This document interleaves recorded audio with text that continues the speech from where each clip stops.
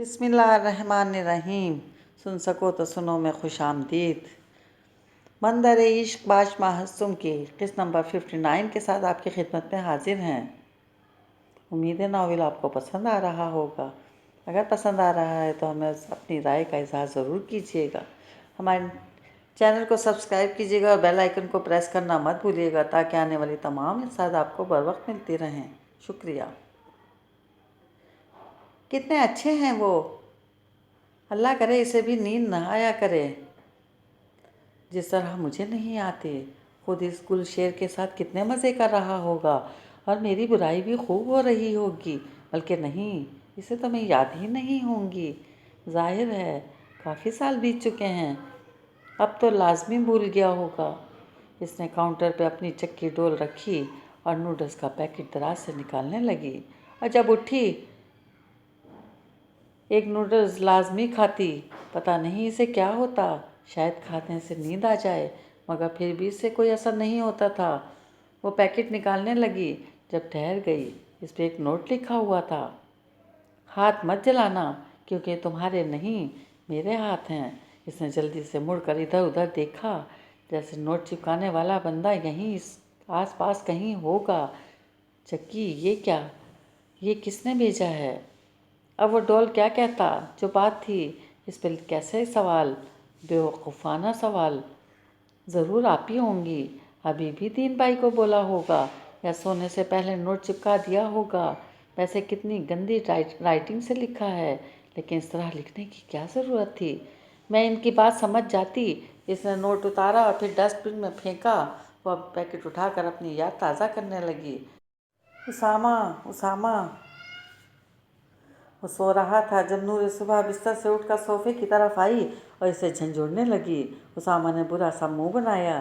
کیا ہے، سونے دو، مجھے بھوک لگ رہی ہے، میرا نوڈلز کھانے کا دل چاہ رہا ہے۔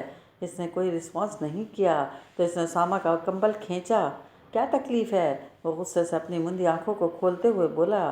مجھے بھوک لگ رہی ہے، میں کیا کروں، اسے ختم بھی تو کرنی ہے۔ جاؤ اس وقت بالکنی سے چھلانگ لگاؤ، ساری بھوک اڑ جائے گی۔ وہ اب کروٹ لے چکا تھا۔ میں کیوں لگاؤں، تم لگاؤ، بلکہ آپ سے مدد مانگ کر میں نے بہت بڑی غلطی کی، میں تو بھول گئی۔ چکی صاحب، اور اللہ نے مجھے پیر دیے ہیں، میں خود بنا لوں گی۔ ہاں جاؤ، وہ بڑبڑایا۔ اس نے دانت پیس کر کشن اٹھا کر زور سے اس کے سر پہ مارا اور پھر میڈم کچن میں آ کر پہلے کے 15 منٹ نوڈلز ڈھونڈتی رہیں۔ اس کے بعد پھر پتیلا اٹھایا تو باقی سارے برتن اس کو نکالتے وقت گرے۔ اف! پھر میڈم نے پانی بھرا، اس میں نوڈلز ڈالے اور یاد آیا ماچس سے سٹون آن کرنا تھا۔ اس میں بھی جیری صاحب کامیاب ہوئی۔ اس کے بعد 1 منٹ تک ویٹ کرتی رہی، مگر پھر کتے کے بھونکنے کی آواز پر صبح میڈم کے ہاتھ سیدھا ڈر کے مارے پتیلے پر لگا، اور جلن کی ماری صبح کی چیخیں پتیلا بھی کیسے برداشت کرتا۔ ویمپ کی چیخیں، وہ بھی ہاتھ لگنے کے باعث نیچے گر گیا۔ پھر جی اسامہ دا چکی کی انٹری ہوئی اور پھر اسے لاؤنج میں لا کر ٹام صاحب جیری صاحبہ کو لیکچر دینے لگے۔ کس نے کہا تھا نوڈلز بنانے کو؟ وہ اب اس کے ہاتھوں پر مرہم لگا رہا تھا۔ تمہیں کہا تھا میں نے، مگر تم نے خود ہی کہا جاؤ یہاں سے، خود کرو۔ میں نیند میں ضرور تھا، مگر اتنا دماغ کام کر رہا تھا۔ میں نے بالکنی پہ جمپ لگانے کو کہا تھا۔ وہ رو رہی تھی کیونکہ جلن بھی تو زیادہ تھی، مگر اسامہ کی بات پر وہ اسے گھورنے لگی۔ کیوں لگاتی، تم خود لگاتے۔ اسامہ کے چہرے پر مسکراہٹ آئی۔ سب کو رلانے والی آج خود رو رہی تھی۔ آپ فکر نہ کریں، آپ کو بھی خوب رلاؤں گی، اور وہ بھی جلد ہی۔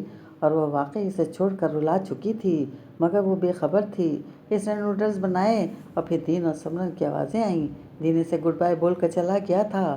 نور صبح کے چہرے پہ مسکراہٹ آئی کہ کیسا گڈ بائی ہوگا، وہ اچھی طرح جانتی تھی۔ پھر اس نے خود کو چکی کی نظریں پاتے ہوئے دیکھا۔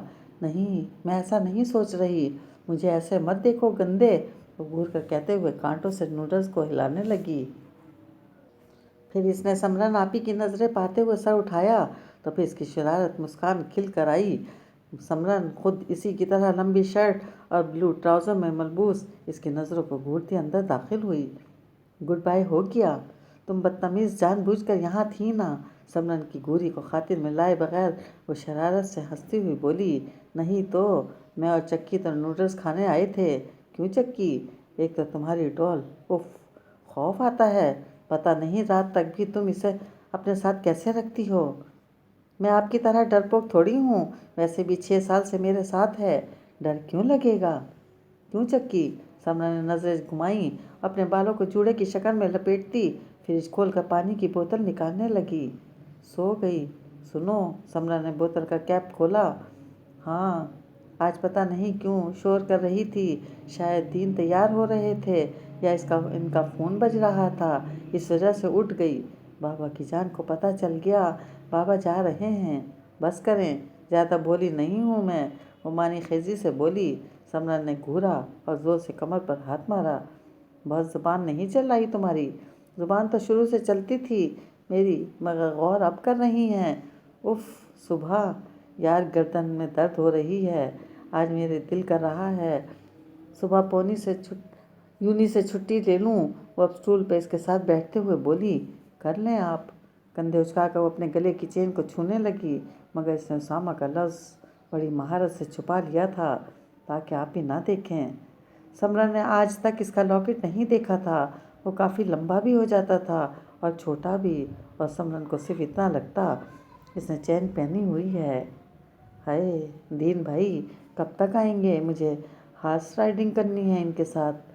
5 دن کی تو بات ہے، ویسے میں تو ابھی سے انہیں مس کرنے لگی ہوں۔ وہ 5 دن کی بات کر رہی تھی، جبکہ وہ 2190 دن تک اسے مس کرتی رہی۔ ہاں، وہ گنتی تھی، ایک ایک دن جب گزر جاتا تو وہ گنتی اور مس کر رہی تھی، مگر اس نے اپنی بات دل تک رکھی۔ صفو جان کو دیکھ آؤ۔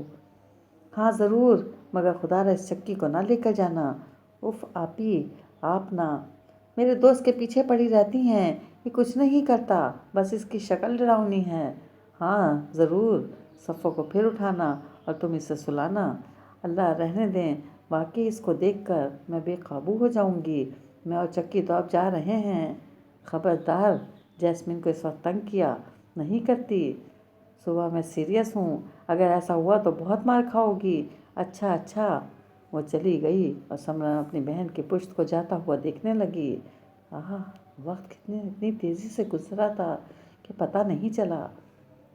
صلاح الدین کو یہاں قطر کے شہزادے نے ایزا ایئرپورٹ پائلٹ کی آفر دے دی، جو اس نے سمرن کے مشورے کے بعد آفر قبول کر لی، کیونکہ سمرن جلد از جلد صبح کو اس ماحول سے نکالنا چاہتی تھی۔ وہ مزید صبح کو اس حالت میں نہیں دیکھ سکتی تھی جس نے سارا دن رو رو کر خود کو ہلکان کرنا تھا۔ بس اسامہ اس کا دوست چلا گیا۔ بالآخر وہ خانم کے کہنے پر اسے اپنے ساتھ لے گئے۔ دوسری طرف خانم نے آغا جان کو بس اپنے کمرے تک رہنے کی سزا دے دی، اس کے علاوہ وہ کہیں باہر نہیں جائیں گے، ورنہ وہ اس گھر سے جا سکتے ہیں، ان کو کوئی نہیں روکے گا۔ مگر ان کے حکم کا اب کوئی پابند نہیں۔ وہ کینیڈا میں اپنا سارا بزنس وائنڈ اپ کر کے یہاں شفٹ ہو گئیں۔ بلال کو بھی کیا اعتراض ہوتا تھا، اس کے بہن بھائی سمیت یہاں حویلی آ گئے۔ آغا جان کو یہ سب واقعی لمحے میں توڑ کر رکھ گئے۔ ان کی بہن کے ساتھ ساتھ ان کے بچوں نے بھی ان سے منہ موڑ لیا، اور وہ اس صدمہ برداشت نہ کر سکے اور اپنی بہن سے معافی مانگ کر اس دنیا سے چل بسے۔ خانم کو دکھ تھا، مگر وہ بھی کیا کرتی، بات اب انصاف کی آ گئی تھی۔ دین اور سمرن نوری سمیت دوحہ شفٹ ہو گئے۔ سمرن خوش تھی، اب اس کی بہن اس کے ہاتھوں میں ہے۔ پھر وہ ڈرتی تھی، پتہ نہیں کیوں۔ وہ نور سے ایسے سوال پوچھتی جس سے پتہ چل سکے کہ آیا نور ابھی تک معصوم ہے کہ نہیں، اور جب اس سے پوچھا تو نور چیخ کر اس کو چپ کروا دیتی۔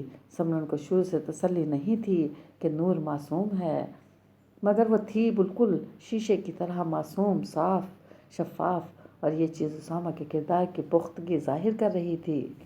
وہ ایک پوش علاقے میں رہتے تھے۔ سمرن نے اپنی پڑھائی پھر سے جاری کر دی اور اس دوران وہ امید سے ہو گئی تھی، مگر ذہنی تناؤ کے باعث اس کا مس کیریج ہو گیا۔ شروع میں تو پریشان ہی رہی، نور بھی اپنی آپی کو اتنا بیمار دیکھ کر پریشان ہو گئی تھی۔ پھر اس نے رونا چھوڑ دیا، آپی سے لڑنا بند کر دیا، جو اس کا روز کا معمول تھا۔ وہ اب نارمل ہو چکی تھی، مگر بظاہر اندر سے وہ جتنی ٹوٹی ہوئی تھی وہ اچھی طرح جانتی تھی۔ ان کے ساتھ اس کی नेबर में काम करने वाली मिसेस लुमना और इनकी 2 साला बेटी जैस्मीन, वो बहुत अच्छी और बहुत मिलनसार औरत थी। उन्होंने समरन के घर में काम का पूछा, जिस पर समरन राज़ी हो गई, क्योंकि वो खुद भी पढ़ रही थी और नूर सुबह भी छोटी थी। ऐसे में बड़े घर को संभालना भी दुश्वार था। और फिर साल गुजरते गए, नूर सुबह बड़ी होती गई, लुमना और जैस्मीन के साथ खूब अटैच हो गई और फिर इसका सारा ध्यान पेंटिंग्स और पढ़ाई में लगा रहने लगा। वो उसामा को बुलाना चाहती थी मगर बुला नहीं पा रही थी। ये इसके बस में नहीं था, क्योंकि वो बुलाए जाने वाला थोड़ा ही था। वो तो जैसे इसके दिल में बस गया था, और जो दिल में बस जाते हैं इन्हें दिल से निकालना बेहद कठिन है। समरद्दीन की भी सर से कोई औलाद नहीं हुई, मगर वो खुश थी अपनी ज़िंदगी में। नूरबीन की मोहब्बत देखकर खुश हो जाती। इसका अपने माँ बाप से भी कोई कांटेक्ट नहीं था, क्योंकि समरन नाराज़ हो गई थी। इसे उम्मीद नहीं थी इसके मामा बाबा नूर को हवाले करके कराची रवाना हो जाएंगे, मगर दीन चाहता था वो इनसे मिले, पर इसी बात पर इनकी झड़प हो जाती। फिर दीन लड़ाई ना होने से पर मज़ीद बहस तक कर देता। इसी दौरान एक वाक़या हुआ। साथ वाले घर वालों ने लुमना बेगम पे चोरी का इल्ज़ाम लगा दिया, हालांकि ऐसी कोई बात नहीं थी। बहुत गलतफहमी की बिना पर हुआ, पर जाने कौन समझे। दीन ने बिलाखिर जेल से इन्हें अपने रेफरेंस के थ्रू निकाला, मगर इतना सदमा बर्दाश्त ना कर सकी और फिर हार्ट अटैक के बाइस इस दुनिया से रुखसत हो गई और अपनी बेटी जैस्मीन इनके हवाले कर गई। और तब से अब तक समरन और दीन ने इसे अपनी बेटी ही बनाया हुआ था। और यूँ सारे वाक़े 6 साल में रौनमा हुए थे और वक्त थमा नहीं था, बस चलता रहा और चल रहा था। आप क्या करें, गोली खाती हूँ, शायद नींद आ जाए। सुबह कमरे में दाखिल हुई तो खुद कलामी के अंदाज में कहती। चक्की को अपनी जगह बिठाया और बिस्तर पर आई तो रुक गई। इसने चिट को देखा जो टेबल पर रखा हुआ था, साथ में छोटी सी छड़ी भी थी। इसने जल्दी से इसे उठाया। मेरी नींदों को उड़ा कर तुम कैसे सो सकती हो? ये क्या, ये है कौन? वो कहकर तेज़ी से बालकनी की तरफ गई जो बंद थी। इसने जाकर जल्दी से सारी लाइट्स ऑन की, फिर नोट को देखा, फिर चक्की को। ये किसने भेजा होगा? फिर दोबारा से सिंह की नोट को देखा। इतनी गंदी राइटिंग से लिखा है, वो इसकी राइटिंग को भी ना पहचान ले। ये जैस्मीन की बच्ची होगी मुझे डराने के लिए, लेकिन मैं अपनी चक्की से थोड़ा डरती हूँ। क्यों चक्की, ये तुम्हें निकालना चाहती है, मगर मैं तुम्हें नहीं निकालूंगी। इसने चिट को मरोड़ कर डस्टबिन में फेंका। फिर टाइम देखा, अभी नमाज में बहुत टाइम है, फिर क्या किया जाए। इसने जल्दी से टीवी ऑन किया और अपने फेवरेट कार्टून डोरेमोन लगा दिया।